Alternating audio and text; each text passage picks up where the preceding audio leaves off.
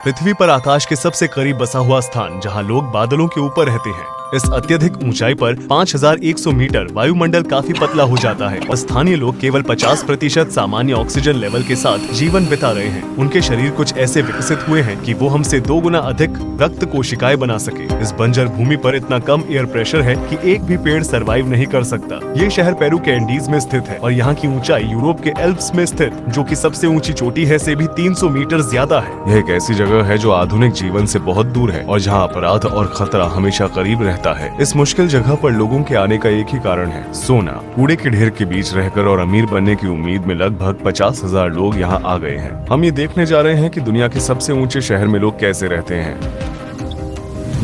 रुको, हाँ रुक जाओ, हाँ यहाँ। क्या तुम मुझे ऑक्सीजन टैंक दे सकते हो प्लीज? जो लोग समुद्र तल पर रहने के आदी हैं, अगर वे एक दिन में 2000 मीटर से ज्यादा ऊंचाई पर जाते हैं तो उन्हें माउंटेन सिकनेस हो सकती है। लेकिन हमने पहले ही उस ऊंचाई को 2 गुना कर दिया है। गहरी सांस लो। सिर दर्द, चक्कर आना और जी मचलाना इसके पहले लक्षण हैं। बाद में खांसी आती है जो आपको सांस लेने में तकलीफ होने की वजह से होती है। तेजी से बढ़ने वाली ऊंचाई की बीमारी के कारण फेफड़ों में तरल पदार्थ जमा होता है। तुरंत सहायता प्राप्त करना बहुत जरूरी है। जो लोग अधिक ऊंचाई पर रहते हैं वे सांस लेते समय लगभग 2 गुना पानी खो देते हैं। वो पहाड़ उस बादल जितना ऊंचा है तो हम बादलों के ऊपर जाएंगे। हम ठीक हैं, हमारी चिंता मत करो। जैसे जैसे ऊंचाई बढ़ती है हम इससे सांस लेते जा रहे हैं। यहाँ के लोगों को इससे फर्क नहीं पड़ता। उन्होंने इससे निपटने का एक तरीका ढूंढ लिया है। वायुमंडल की परत पतली होती जाती है जिससे हवा में सांस लेना मुश्किल हो जाता है। हमें इसकी आदत हो जाएगी। हम जिस स्थान पर जा रहे हैं वो एक माइनिंग शहर है। बस्ती की जमीन और खेती का पानी साइनाइड और मर्क्यूरी जैसे खतरनाक केमिकल से दूषित हो गए हैं, जिनका इस्तेमाल सोने को प्रोसेस करने के लिए किया जाता है। इसलिए हमने अपनी यात्रा शुरू करने से पहले हमारे साथ ढेर सारा खाना और साफ पानी ले लिया है। हम यहीं पैदा हुए हैं और हमने इस ऊंचाई के लिए खुद को अच्छे से ढाल लिया है। हमारे खून में ऑक्सीजन का सामान्य लेवल 95 से 100% के बीच होना चाहिए। जब ऑक्सीजन का लेवल 80% से नीचे चला जाता है तो ये महत्वपूर्ण अंगों को नुकसान पहुंचाता है। मैं अपने ऑक्सीजन लेवल को 72% पर वापस लाने की कोशिश कर रहा हूँ, लेकिन ये केवल थोड़े समय के लिए ही काम करेगा क्योंकि हम हर मिनट ऊपर जा रहे हैं। मीलों तक शहरों के चारों ओर ढेर सारा कूड़ा कचरा फैला हुआ है। यहाँ पेड़ पौधों की जगह कूड़े के ढेर लगे हैं। जैसे ही हम वहाँ पहुंचे एक तेज बदबू से मेरा सिर चकरा गया। हम ला रिनकोनाडा में अपने होटल में हैं। हमारा गाइड हमारे लिए ऑक्सीजन टैंक सेटअप कर रहा है। इस होटल का नाम क्या है? CLO मतलब आकाश। पहले 5 मिनट के लिए ऑक्सीजन टैंक का इस्तेमाल करें और फिर थोड़ा ब्रेक लें और फिर दोबारा 5 मिनट लें। आपको अपने शरीर को इस ऊंचाई में ढालने के लिए बस थोड़ा समय और आराम चाहिए। जब मैं कार से बाहर निकला तो मुझे चक्कर आ रहे थे। ऐसा लगा जैसे मैं गिरने वाला हूँ। ये नॉर्मल है। चूंकि यहाँ कोई बैंक नहीं है इसलिए लोग अपनी नकदी और सोना अपने पास ही रखते हैं, जिससे चोरी और लूटमार जैसे अपराध बहुत आम हो जाते हैं। हम ये सुनिश्चित करने के लिए 2 पुलिस कर्मियों के साथ काम कर रहे हैं कि हम फिल्म बनाते समय सुरक्षित रहें। वे अंडरकवर पुलिस हैं और हम जहाँ भी जाएंगे वे हमारे पीछे आएंगे। मार्को ने कोका की पत्तियों की तरफ इशारा किया क्योंकि वो सोचता है कि ऊंचाई की बीमारी से बचने का एक उपाय है जो यहाँ आम बात है। कोका की पत्ती? हाँ, कोका। मुझे लगता है कि वे ऊंचाई से होने वाली परेशानी से बचने के लिए इसे खाते हैं। वे अपने मुंह में एक तरफ 3 या 4 पत्तियां चबाते हैं। ज्यादातर देशों में इन पत्तियों को गाना गैर कानूनी है। यह एक तरह से हमें सुन्न करती है जो लोगों को रिलैक्स होने में मदद करती है। ये लगभग हर चीज के लिए अच्छा है। हो सकता है कि कोई पुलिस अधिकारी इसे ले जा सके। एक बहुत ही व्यस्त और थका देने वाला दिन खत्म हुआ और अगले दिन हम दोबारा इस शहर की खोज करेंगे। सूरज निकलने के साथ हम ला रिनकोनाडा के सेंटर में आए हैं। पुलिस हमारे साथ है। हमारे आसपास का इलाका स्थानीय कैफे, बाजारों और लोगों से भरा हुआ है। भले ही मैं अभी उठाऊं लेकिन ऐसा लग रहा है जैसे मैंने कई दिनों से आराम नहीं किया है। चलना मुश्किल हो रहा है क्योंकि मुझे चक्कर और उल्टी जैसा महसूस हो रहा है। शुष्क हवा से मेरे गले में खराश और मेरे होंठ फट चुके हैं। जैसे जैसे दिन निकलने लगा हमें सड़कों पर कूड़े के ढेर दिखाई देने लगे। भले ही ये गर्मी का मौसम है लेकिन फिर भी यहाँ जमीन जमी हुई है। इस जगह पर जहाँ रात का तापमान -10 डिग्री सेल्सियस तक गिर जाता है, लोग बिना बिजली या हीटिंग के पत्थर के झोपड़ियों में रह रहे हैं। इन घरों में कोई किचन या बाथरूम नहीं है और हजारों लोगों को अपनी निजी जरूरतों के लिए पब्लिक टॉयलेट्स का इस्तेमाल करना पड़ता है। शहर के ऊपर जा रही जाल की तरह दिखने वाली ये नलियां पानी को ग्लेशियर से शहर तक लाती हैं। यहाँ पर लगभग कोई भी मूल रूप से इस जगह का नहीं है। ज्यादातर लोग पेरू के अन्य हिस्सों से खुदाई से अमीर बनने का सपना लेकर यहाँ आए हैं। 2001 और 2012 के बीच सोने की कीमतें 6 गुना बढ़ी, जिसके कारण बड़ी संख्या में लोगों ने इस क्षेत्र का रुख किया। लेकिन यहाँ रहने वाले 50,000 लोगों को भयानक हालात से जूझना पड़ता है। बढ़ती जनसंख्या को संभालने वाली सुविधाओं के निर्माण के लिए कोई काम नहीं किया गया है। हर दिन हजारों लोग अपना कचरा सड़कों पर फेंक देते हैं, जिससे वे कूड़े कूड़ेदान की तरह दिखती है। इस कूड़े को उठाने के लिए कोई सरकारी सेवाएं नहीं है, लोग अपने दम पर हैं। सबसे ज्यादा डरावनी समस्या ये है कि यहाँ कोई सीवरेज सिस्टम नहीं है, गंदा पानी सीधे सड़कों पर बहता है। इस फुटबॉल मैदान पर असली घास नहीं है, ये सब आर्टिफिशियल है, क्योंकि इतनी ऊंचाई पर पेड़ पौधे जीवित नहीं रह सकते।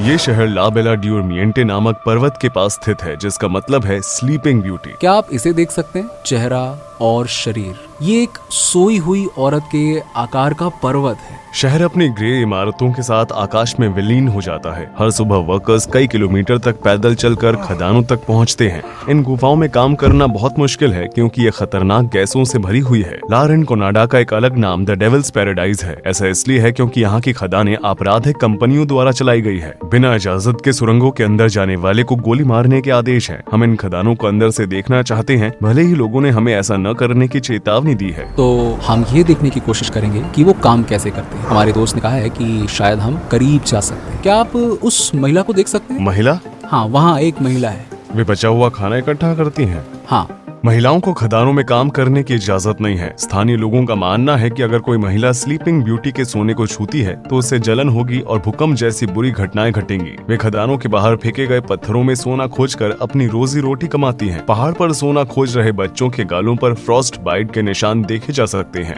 विदेशी होने के कारण बहुत से लोग हमारी तरफ आकर्षित हो रहे हैं। मैंने सुरंगों के अंदर का फुटेज कैप्चर करने के लिए मार्को को अपना फोन दे दिया। खदान के पास सूखे फूलों, फलों और शराब की बोतलों से सजी ये पहाड़ी देवताओं की मूर्तियां हैं। वर्कर्स यहाँ दुर्घटनाओं से रक्षा करने और सोना खोजने में कामयाब होने की प्रार्थना करने आते हैं। यहाँ विस्फोट, छत के ढहने और गैस विषाक्तता जैसी घटनाएं उन्नत देशों की तुलना में लगभग 25 गुना अधिक बार होती है। अगर किसी वर्कर की मौत हो जाती है तो कंपनी इसकी भरपाई के लिए लगभग $600 देती है। ला रिनकोनाडा में सामान्य वेतन जैसी कोई चीज नहीं है। यहाँ आज भी कैचोरियो नाम का एक पुराना और अवैध तरीका इस्तेमाल किया जाता है। वर्कर्स पूरे 1 महीने तक कंपनी के लिए बिना वेतन के काम करते हैं। वे अपने लिए काम करते हैं और इस दिन उन्हें जो भी सोना मिलता है वो उसे अपने साथ ले जा सकते हैं। वे बहुत सारा पैसा कमा सकते हैं या मुफ्त में भी काम कर सकते हैं। ये इस बात पर निर्भर करता है कि कैचोरियो का दिन कितना अच्छा बीतता है। देखा जाए तो उनकी आय उनके भाग्य पर निर्धारित होती है। कुछ माइनर्स अच्छे दिखने वाले पत्थरों को छिपा लेते हैं या कैचोरियो दिन तक किसी गुप्त स्थान पर छिपा कर रखते हैं। मेरा ऑक्सीजन लेवल अब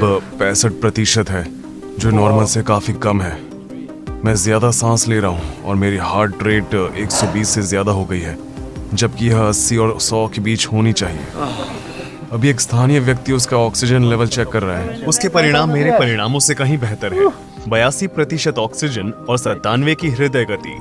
मैं अब और बर्दाश्त नहीं कर सकता। मैं कुछ ऑक्सीजन लेने के लिए होटल वापस जा रहा हूँ। मैंने गर्म रहने के लिए अपना कोट पहन रखा है, क्योंकि वहाँ कोई हीटिंग नहीं है। अब हमें शहर के खतरनाक नाइट लाइफ का पता लगाने और कुछ माइनस से बात करने के लिए कुछ घंटे इंतजार करना होगा। आराम करते हुए मैं आपको सोने की असली कीमत के बारे में बताना चाहता हूँ। 8 ग्राम की सोने की अंगूठी तैयार करते समय लगभग 20 टन कचरा तैयार होता है। पहाड़ की चोटी पर सोने के लिए निकाले गए पत्थरों से एक एसिड माइन झील तैयार हुई है। आयरन सल्फेट से भरपूर ये पत्थर पानी और हवा के संपर्क में आने पर ऑक्सीडाइज हो जाते हैं, जिसके कारण ऐसा गहरा लाल रंग मिलता है। झील के किनारे रहने वाले लोग मर्क्यूरी और साइनाइड से दूषित पानी में अपनी फसलें उगाते हैं और अपने जानवरों को पालते हैं।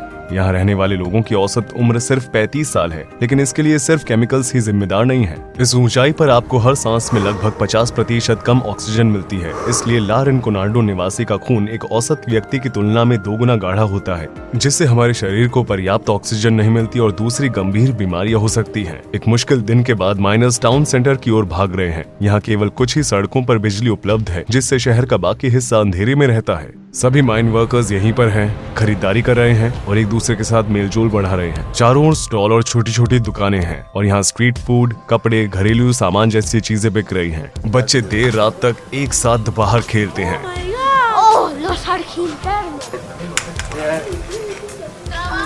उसकी क्या उम्र है? 12। क्या यहाँ सिर्फ एक ही स्कूल है? हाँ। स्कूल कितना बड़ा है? ज्यादा बड़ा नहीं है। क्या वहाँ कॉलेज है? नहीं, कॉलेज नहीं है। आगे की पढ़ाई के लिए जाना होगा पूनो या जूलिया। अगर वे नहीं गए तो क्या होगा? क्या वे भी खदानों में काम करना शुरू कर देंगे? हाँ। आप देख सकते हैं यहाँ पर लोग सोने के बदले में सोलिस लेने आते हैं, जो इस देश की मुद्रा है। अभी हम दूसरे एक्सचेंज ऑफिस में हैं। लुटेरों और हमलावरों से बचने के लिए इन्होंने काउंटर के सामने लोहे की सलाखें लगाई हैं। अब हम देखेंगे कि वे सोने को कैसे कन्वर्ट करते हैं।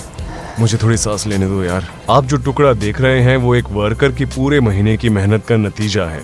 अभी सोना मर्क्यूरी के साथ मिला हुआ है और दोनों धातुओं को अलग करने के लिए ब्लो टॉर्च का इस्तेमाल किया जाएगा। 1 ग्राम सोने के लिए लगभग 2 ग्राम मर्क्यूरी हवा में मिल जाती है। इस काम को करने का सबसे कठिन हिस्सा क्या है? सामान का ट्रांसपोर्टेशन। क्योंकि यहाँ बहुत सारे चोर और लुटेरे हैं, इसीलिए ट्रांसपोर्टेशन में खतरा होता है। इन्हें लारेन कोनाडा के बारे में क्या पसंद है? वैसे तो यहाँ कुछ भी अच्छा नहीं है, क्योंकि आपने देखा होगा कि यहाँ सब कुछ दूषित है। आप अच्छी कमाई तो कर सकती हो। देश की औसत से ऊपर कमाई हो जाती है, इसलिए लोग यहाँ आ रहे हैं। हाँ। सिरदर्द और थकान जैसे लक्षणों को कम करने के लिए यहाँ कई तरह की हर्बल चाय बेची जाती है। हम इसे कहते हैं इमोलिएट। ये किससे बनी है? पानी, अलग अलग जड़ी बूटियाँ और सिरप। ये वाकई अच्छा है, थोड़ा ट्राई करो। लो। ये भारी है, इसे पीना बहुत मुश्किल है। हम ज्यादा दूर नहीं जा सकते, ये सुरक्षित नहीं है।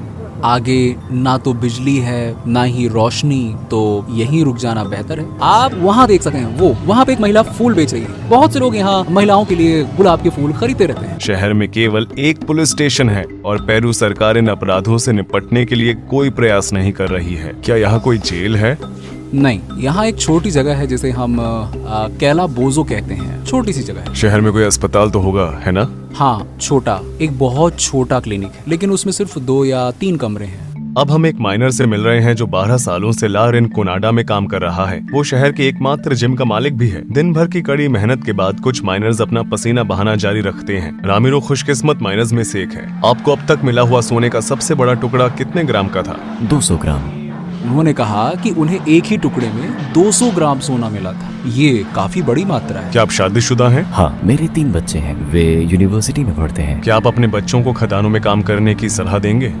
नहीं, ये बहुत खतरनाक है। यहाँ माइनर्स को लूट लेते हैं। ऊंचाई का आपके शरीर पर क्या असर होता है? हाँ, जैसा कि आप जानते हैं, भले ही मैं पुणे से हूँ, फिर भी मुझे यहाँ तकलीफ होती है। इसलिए यहाँ 5000 मीटर्स पर आना और भी चुनौतीपूर्ण है। पहले कुछ पाचन समस्याएं होती हैं और 3 दिनों तक शरीर में दर्द रहता है। 3 दिनों के बाद हमारा शरीर इसके अनुकूल हो जाता है। औसतन एक माइनर कितना पैसा कमाता है? यह बदलता रहता है, कभी ऊपर कभी नीचे, नीचे और ऊपर होता रहता है। तो हर व्यक्ति 2000 या उससे थोड़ा ज्यादा कमा सकता है। खदानों में काम करने से आपके हाथ बहुत प्रभावित होते हैं। एक बार पत्थर से सोना अलग करने की कोशिश करते समय मुझे चोट लगी थी। मैं दूसरा पत्थर मार के उसे अलग कर रहा था और अचानक बैम। यहाँ अक्सर चोट लगने का जोखिम रहता है। क्या कभी कोई माइनर मारा गया है?